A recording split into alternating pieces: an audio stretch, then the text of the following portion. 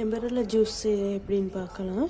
அதுக்கு நான் எம்பரல் எடுத்துக்கிறேன், கொஞ்சம் பெப்பர் எடுத்துருக்கேன், பிஞ்ச் சால்ட் எடுத்துருக்கேன், சுகர் எடுத்துருக்கேன், தண்ணி எடுத்துக்கிறேன். இந்த எம்பரல்லாம் தோல் உரிச்சு எடுத்துக்கிறேன். இது பட் எம்பரல்லா சொல்லி அப்படியே போடுறேன். இதே பெரிய எம்பரல்லாவாக இருந்தால் நீங்கள் இப்படி போட வேணாம். பெப்பரை சேர்க்குறேன், பிஞ்ச் ஆஃப் சால்ட் சேர்க்குறேன், சுகரையும் சேர்க்குறேன். இது வந்து பார்த்திங்கன்னா நான் சுகர் கம்மியாக தான் சேர்த்துருக்கேன். அவங்களுக்கு டேஸ்ட்டுக்கு ஏற்று சுகர் சேர்த்துக்கோங்க. இது ப்ரெஷருக்கு கொலஸ்ட்ராலுக்கும் நல்லம். தண்ணி சேர்க்கணும், தண்ணி சேர்த்து நல்லா அடிச்சுக்கலாம். பார்த்திங்கன்னா ஜூஸ் ரெடி ஆகியாச்சு. இது ஒரு கிளாஸாக ஷிஃப்ட் பண்ணிக்கிறேன். நான் கொஞ்சம் குறைன்னு பார்த்திங்கன்னா சூப்பரான எம்பரல்லா ஜூஸ், ரொம்பவே ஹெல்த்தியானது கூட.